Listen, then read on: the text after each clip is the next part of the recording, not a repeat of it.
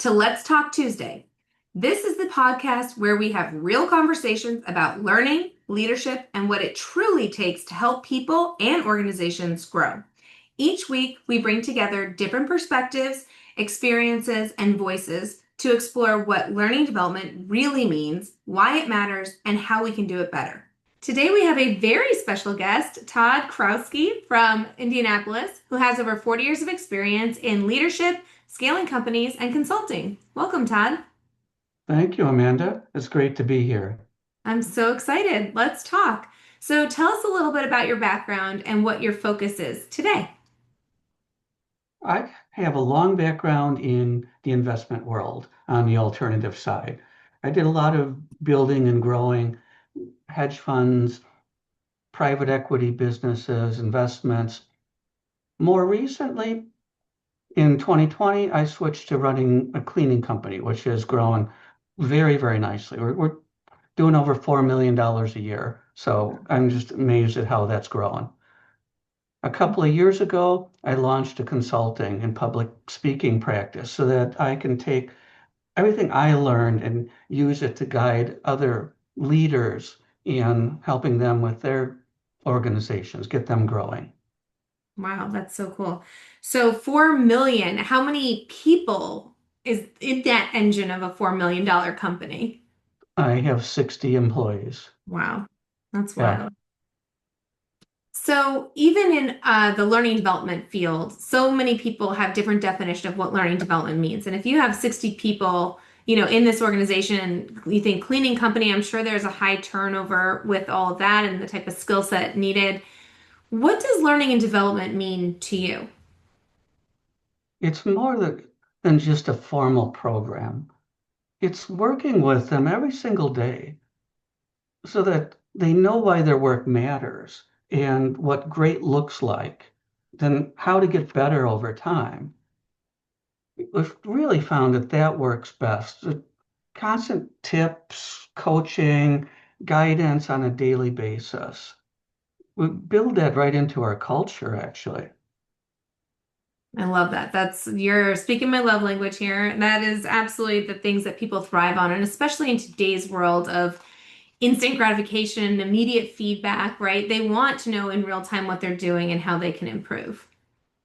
You have to. Just Yeah, scheduling it every couple times a year just doesn't work. right. If you're going to talk to me in December about something that happened in April, I'm going to be like, what happened in April? If you talk to me about something that happened 2 weeks ago in this fast-paced world that we're in, it can seem like a different lifetime ago depending on what happened. Why I do you totally think, agree. why do you think learning and development is so important, especially in today's world? Things are changing a lot faster today than they did in the past. We've accelerated the pace of life with the technology and the tools that we have around us.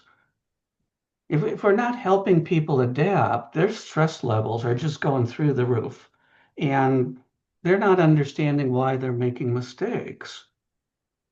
But if you guide them, if you coach them literally on a daily basis, an average team can outperform somebody who's a team that's just loaded with credentials.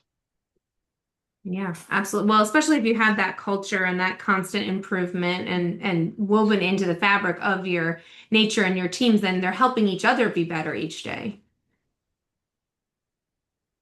So it sounds like you have the culture. It's more than just a program they go to once and, check the box. Okay, I did the learning, I did the onboarding, right? So you built this culture around coaching and continuous improvement. What do you wish? Because it sounds like you also advise and do a lot of consulting for companies on how to scale. So what do you wish companies knew or did differently when it comes to learning and development? Well, they need to rethink how they're training people. They need to rethink how they're coaching people. It- It's it's not that learning fails, it's the approach to it typically fails. They have a tendency to, we're rolling out a new piece of software, we're training on the software. But what they're not doing is they're not coaching people on a daily basis and showing them how to grow and their career, how to grow into leaders. They're expecting results. Get it done, get it done, get it done. It's so true. A lot of times of what we do, there's a lot of change management component to it, right? So a lot of times C-level suite executives will be like, just flip a light switch on, do the thing. I tell you to do this, go do it, right? But that's not how it works. That's not how people adapt and change and learn and grow and continue to improve. You can't just say, go do this thing. People have to understand why they're doing the thing, what's the benefit, how did they get past the hurdle of trying to understand it and going through the pain of change, right? Because change is painful for most people. So it's against our nature. It is, and you have to hold space to allow people to make mistakes. That's where a lot of companies lose their employees. If you don't let them make mistakes and guide them through it, then a lot of times employees fail. And if Employees are employees fail, not then the just, organization fails, right? Because yes, if your that's people are exactly right. failing, how is your company going to succeed? It won't, is the short answer. Absolutely. So, is that what you look at when you are looking into scaling companies and you're looking at that? What's kind of a typical, where do you start? Where do you start from? I start by building the culture that creates success, the culture that shows employees what they're capable of doing. Literally, a big part of it is flipping the current model over 180 degrees. So much of our world is no, no, no, don't do this, don't do that. When what they could be doing is they could be telling employees what great looks like and how to get there, what rewards are available for them when they do deliver great to our customers and our clients. You'd be Absolutely. amazed at what talent and motivation, energy you just release when you do that.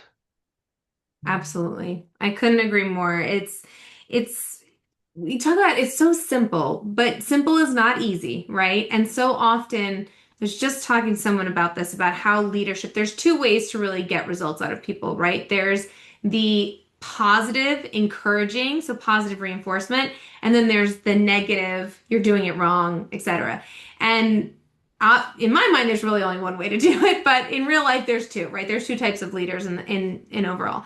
And the don't do this, don't do that is not going to last long term. It doesn't create the culture that you're looking for. And it's not as powerful. If you tell someone, don't do this, that's not as powerful as saying the same thing in reverse and saying, do this. This is what good looks like. This is how you can succeed. Or even better, what I love what you said earlier about the coaching culture, because what coaching culture really does is help bring it out of people instead of telling them, do this thing. We might say, this is what excellence looks like, but how does this person get to excellence versus that person? It might be a different road to get to that excellent place. Exactly. In my mind, it involves four steps. You have to let go so that they can take ownership of it. Then you have to empower them to have that ownership and align everybody in the same direction. So we're all rowing the boat in the same direction. And then what we started a conversation with is develop them and keep teaching them and coaching them what great looks like. And great keeps, it's a moving target as the world change. Hmm. Absolutely. And you're right, it is changing faster and faster these days. So what was great yesterday is next week's old news, right? And so it's that constant almost change fatigue, right? Of constantly looking how do I get to the next level? That's right. So leaders should think of themselves as their job is to multiply the impact. I mean, you're multiplying it through other people. There's no way a leader can do everything. There's no way a leader can have all the answers to every question. They're there to lead, to guide, to coach, and bring out the best in the people around them. Yeah, I talk a lot with my clients about the vision, making sure it's really clear. So, like you say, what does good look like, but also what's the vision? Where are we going? Because if you can rally people around that common, like, yeah, we want to get here, and they get excited and they're energized and they know how their piece fits into that puzzle, that's really the step one is the clear vision of where do we want to go. And then it's figuring out the implementation and the strategy of, okay, how are we going to get there? How are we going to get 10,000 people there? How are we going to get 60 people there, right? It's really having that clear vision, the implementation strategy, and then the evaluation of is this working? How can we make it better? How can we do something different to, be more inclusive and help other people get what they need to be successful? So, I couldn't agree more. The hardest part is that vision. What is the goal? mhm. Usually when you get people to agree on the goal, then it's the path to get there is so much clearer. Absolutely. Yeah, I always say the same thing. It's the hardest thing is figuring out where you want to go or what the goal is. Once you figure out the goal is, that's easy. You can reverse engineer it. You can figure out what people you need and what processes you need. But it's the what are we doing and why do we want to get there is also obviously important to keep the motivation up. One thing I love to, we're doers, we're an audience of doers. So, one thing I love to leave people with is if you could provide one actionable tip that people could do today to make a difference in their lives, in their businesses, what's one actionable tip that you want to leave the audience with?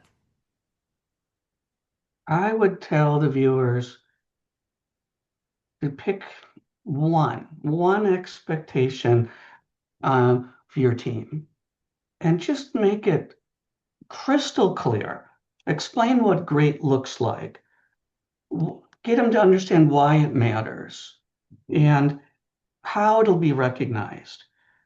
Then, when those people that work with you and around you have this clarity and this reinforcement, the learning process is going to happen quick.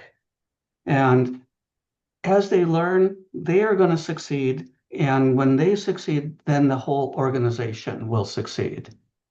I love that. It's so true. The one thing is so critical and the clarity is the most important thing. Thank you so much. This has been so great. We've covered a lot of ground today, but just want to thank you so much for being with us today, Todd. Thank you. Appreciate your having me on your show, Amanda. Loved having you here. We've covered a lot of ground, but just wanted to thank you so much for being part of today's episode. And with that, we'll begin to wrap up. So I hope this discussion gave our audience a few new perspectives, sparked some ideas, and left you with at least one takeaway you can put into action immediately. If you've enjoyed this episode, be sure to subscribe and join us every Tuesday as we continue exploring learning, leadership, and what it takes to help people and organizations grow. And if today's conversation resonated with you, or if you'd like to join me for a future episode, I'd love to hear from you. Until next time, keep learning, keep growing, and let's talk again on Tuesday. Thanks, everyone.